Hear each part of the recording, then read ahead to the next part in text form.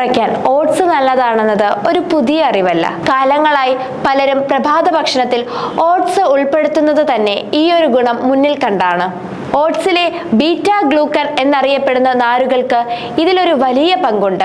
നമ്മൾ കഴിക്കുന്ന ഭക്ഷണത്തിലെ കൊഴുപ്പിനെയും പിത്തരസത്തെയും ഒരു സ്പോഞ്ച് പോലെ വലിച്ചെടുത്ത് പുറന്തള്ളാനും അതുവഴി കൊളസ്ട്രോൾ രക്തത്തിൽ കലരുന്നത് തടയാനും ഈ നാരുകൾക്ക് കഴിയുമെന്നാണ് പരക്കെ വിശ്വസിക്കപ്പെടുന്നത്. 20-ാം നൂറ്റാണ്ടിന്റെ തുടക്കത്തിൽ കാൾ വോൺ നുറാഡൻ എന്ന ജർമ്മൻ ഡോക്ടർ പ്രമേഹ രോഗികൾക്കായി ഓട്സ് ക്യൂർ എന്ന ചികിത്സാ രീതി തന്നെ ആവിഷ്കരിച്ചിരുന്നു.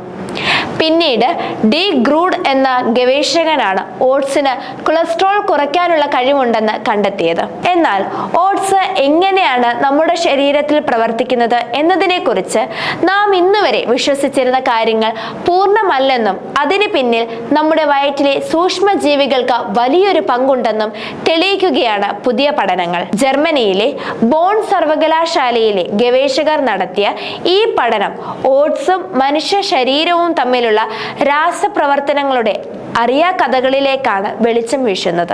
ഓട്സ് വെറുമൊരു ഭക്ഷണമല്ല, മറിച്ച് നമ്മുടെ വയറ്റിലെ ബാക്ടീരിയകൾക്ക് കൊളസ്ട്രോളിനെ തകർക്കാനുള്ള ആയുധം നിർമ്മിക്കാൻ ആവശ്യമായ അസംസ്കൃത വസ്തുവാണെന്നതാണ് ഈ പുതിയ കണ്ടെത്തൽ. അമിതവണ്ണം, രക്തസമ്മർദ്ദം, പ്രമേഹം, കൂടിയ കൊളസ്ട്രോൾ എന്നിവയെല്ലാം ഒത്തുചേരുന്ന മെറ്റബോളിക് സിൻഡ്രോം എന്ന അവസ്ഥയിലുള്ളവരിലാണ് ഈ പരീക്ഷണം നടത്തിയത്.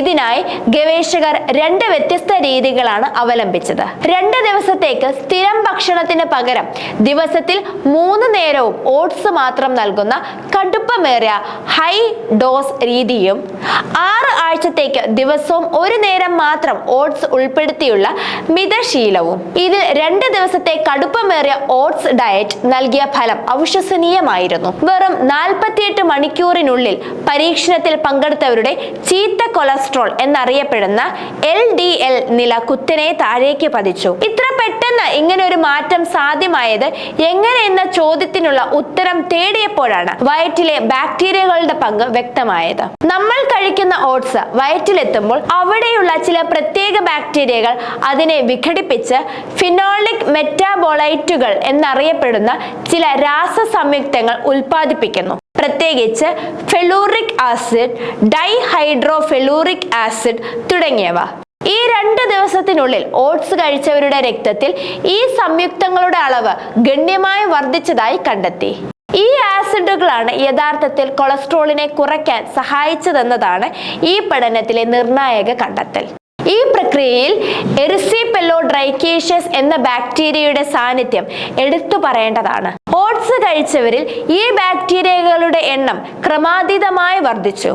ഓട്സിലെ ഘടകങ്ങളെ വിഘടിപ്പിച്ച് ശരീരത്തിന് ഗുണകരമായ രൂപത്തിലേക്ക് മാറ്റുന്നതിൽ ഇവ പ്രധാന പങ്ക് വഹിക്കുന്നുണ്ടെന്ന് കരുതപ്പെടുന്നു. അതായത് ഓട്സ് നേരിട്ട് കൊളസ്ട്രോൾ കുറയ്ക്കുകയല്ല, മറിച്ച് നമ്മുടെ വയറ്റിലെ സൂക്ഷ്മജീവികൾക്ക് ആവശ്യമായ ഭക്ഷണം നൽകി അവയെ കൊണ്ട് കൊളസ്ട്രോളിനെതിരെ പൊരുതിക്കുകയാണ് ചെയ്യുന്നത്.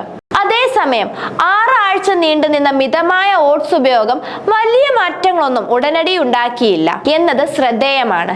ഇതിൽ നിന്ന് മനസ്സിലാക്കാവുന്ന കാര്യം കൊളസ്ട്രോളിനെ പിടിച്ചുകെട്ടാൻ ഓട്സിന് കഴിയുന്ന അളവിനും അത് നമ്മുടെ ശരീരത്തിലെത്തുന്ന രീതിക്കും വലിയ പ്രാധാന്യമുണ്ട് എന്നതാണ്.